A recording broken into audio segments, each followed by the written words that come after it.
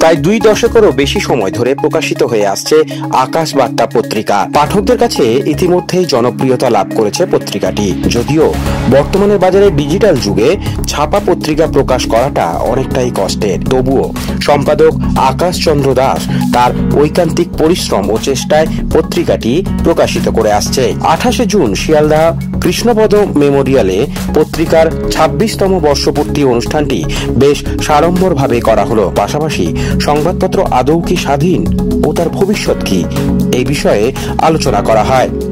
পাশাপাশি গুণীজনদের সম্বর্ধনা সহ কবিতা পাঠ ও সাংস্কৃতিক অনুষ্ঠানের সমারোহে অনুষ্ঠানটি পরিসমাপ্তি হয়। অতিথি হিসেবে এদিন উপস্থিত ছিলেন ডক্টর বিবেকানন্দ চক্রবর্তী, দুর্গাদাস ব্যানার্জি, শিল্পী চক্রবর্তী, প্রশান্ত রঞ্জন দাস সহ প্রমুখ বিশিষ্টজনেরা। আকাশের মাধ্যমে বার্তা প্রেরণের হাতিয়ার শুধু নয়, সাংবাদিকতার সঠিক নিদর্শন হিসেবে আকাশ বার্তা পত্রিকা তার নিরলস প্রচেষ্টার মাধ্যমে সুচারুভাবে এগিয়ে চলেছে দিনের পর দিন। এই শুভকামনা রইল। বিভিন্ন গুণী ব্যক্তিরা এসেছেন এবং উদ্বোধ করছেন আমাদের প্রসাদ রঞ্জন দাস, চিত্তরঞ্জন দাসের মানে ভাইপো, এবং বহু গুণীজন এবং সাংস্কৃতিক কবিতা পাঠ, এবং আমরা এই নিয়ে এবং সারা বছর বিভিন্ন সামাজিক কাজকর্ম করি এবং কিছু প্রতিবন্ধীদের অর্থ দিই। এবছর দিতে পারিনি নানা কারণে, আমি কিছুদিন এবং অসুস্থ ছিলাম, তার জন্য আমার সম্ভবপর হয়নি। সব থেকে হচ্ছে শিলং থেকে এসছেন সত্যজিৎ রায়, শিলং থেকে আমার ডাক যে আজ গত বছরের দিন থেকে। এই হচ্ছে আমার কাজ। এবং বিভিন্ন আজকে কতজনকে সম্বর্ধনা জানানো হলো? আমরা 26 জনকে দিলাম। 26 বছরে 26 জন। আপনার নামটা? আকাশ চন্দ্র দাস, আকাশ বার্তা পত্রিকার সম্পাদক। এই প্রসঙ্গে প্রথমেই বলবো যে সুধীজনরা এখানে বৃষ্টি উপেক্ষা করে জড়ো হয়েছে, তার মধ্যে সাংবাদিক ছাড়াও অনেক বন্ধুজন আছেন, সবাইকে আমি স্বাগত জানাচ্ছি। এবং যারা আপনাদের এইটার মাধ্যমে যারা যে শ্রোতারা দর্শকরা দেখছেন তাদের সবাইকে অভিনন্দন জানাচ্ছি, কারণ এই প্রশ্নটি খুব সময়োপযোগী।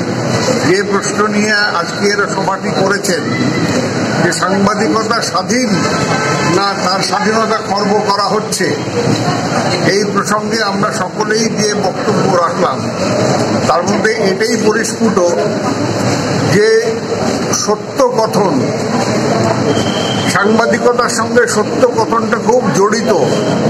সেই সত্য কথা করার জন্য আরেকটি দন্তস্ব লাগে, সেটা হচ্ছে সৎ সাহস।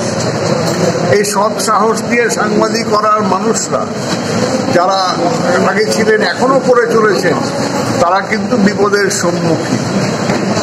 এই দেশ যখন স্বাধীন হয়, আপনারা মনে করুন সেই সময়ে অনুশীলন, যুগান্তর, বেঙ্গল ভলেন্টিয়ার যারা বা বিপ্লবী দল যে দেশের স্বপ্ন দেখেছিলেন পূর্ণ স্বরাজ, আমার পূর্বপুরুষ সে স্বপ্ন দেখেছিলেন, আপনারা সেটা জানেন। আমার নাম এখানে সবাই জানে, আমি I am not important at all. আমার পাশে অধীনের নাম প্রসাদ রঞ্জন দাস।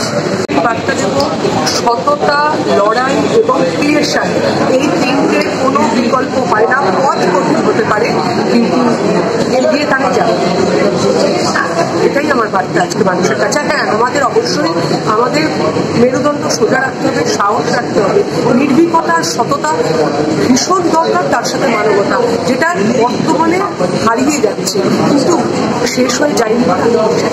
আপনার নাম?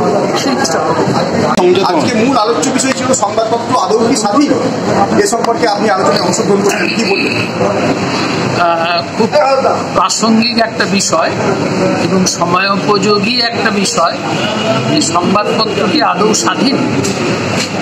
আমরা এটা প্রত্যাশা করি যে সংবাদপত্র স্বাধীনভাবে সংবাদ পরিবেশন করবে, সাংবাদিকদের উপরে কোনো নিয়ন্ত্রণ থাকবে না, সাংবাদিকেরা অত্যন্ত স্বাধীনভাবে নিরপেক্ষ দৃষ্টি নিয়ে সংবাদ পরিবেশন করবেন। কিন্তু বাস্তবে আমরা দেখতে পাচ্ছি যে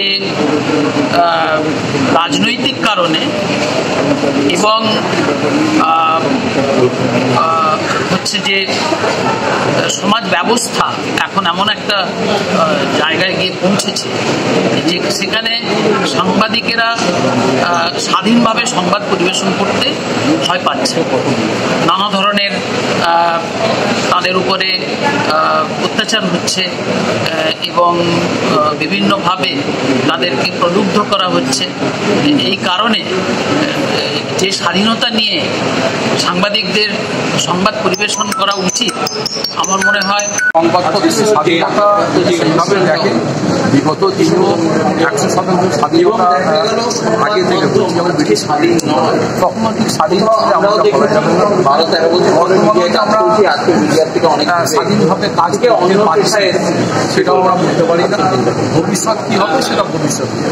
ব্যুরো রিপোর্ট, প্রিয় চিত্র সাথী নিউজ, কলকাতা।